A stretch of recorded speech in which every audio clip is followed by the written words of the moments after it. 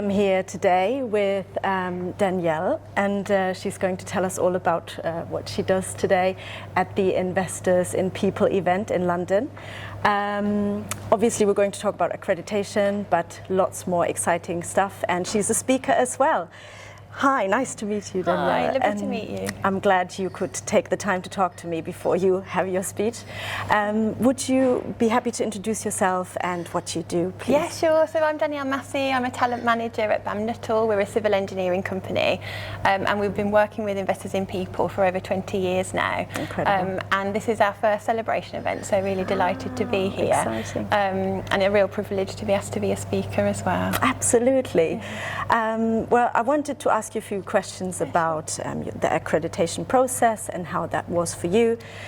So could you first of all tell us where you are right now and where you're trying to move to? Sure. So we've held the accreditation for over 20 years. We're assessed every 3 years. And we were last assessed last year, just last May, where we received gold, which we've held now since 2013 through various frameworks, which is great. We've been through a big transformation as a business, so we were delighted to maintain that gold standard actually. And we've got a good sort of action plan, which are kind of built into the strategy to help us to get to platinum, hopefully, which is kind of our next stage. Yes, sure. So in the accreditation process, how did you find the process itself? What did you feel was a bit challenging maybe? What did you feel was, beneficial for your company, and maybe also for the staff? If you could tell us a bit more. Yeah, of course. I mean, we're a large employer of over 3,000 staff, so it's quite a task.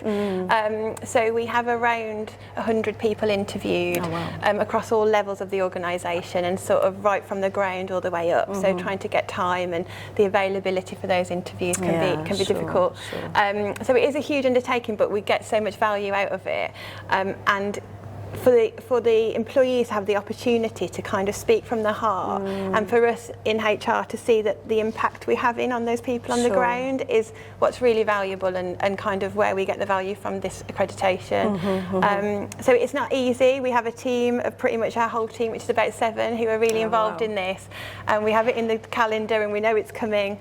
Yeah, it's a big undertaking, but it's worth it, and when we get that result at the end, it's and we can then share that externally as well as internally. Absolutely, it makes it all worth it, really. Yeah, I can imagine. Really good.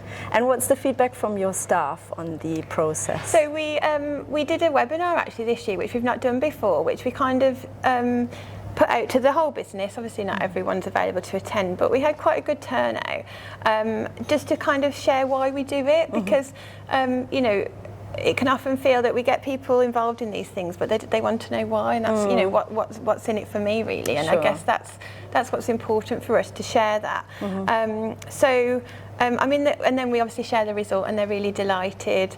I think they're quite proud that they work for an organisation that holds that accreditation, which is great. We have a real good length of service within our organisation, and I think the IIP accreditation really reflects that in terms of the the values that we have and the culture that we've got embedded. So yeah, I think people are really proud. They like being involved, and they like to have a voice and to talk. Absolutely. We have surveys quarterly, but actually be able to have those interviews. It's only a sample, but we get that good representation, so it's really great that they get the opportunity. Yeah, I can imagine it. It gives them, I guess, some empowerment as well, and that's so important, isn't it? Yeah. Which brings me back forward to the next question, which is about well-being. Yes. So that's quite important. It's a huge agenda for everybody, isn't it? And certainly for us, and I'll talk a little bit more around that later. But I think the suicide rates within the construction industry are double the average. We have a head of health and wellbeing appointed, solely looking after that as that space. So we really take it seriously. We've done huge amounts of work around that. We went through the first accreditation 4 years ago now, and got that. There wasn't a level then, and then last year when we went through the full accreditation, we were awarded gold with some real great feedback.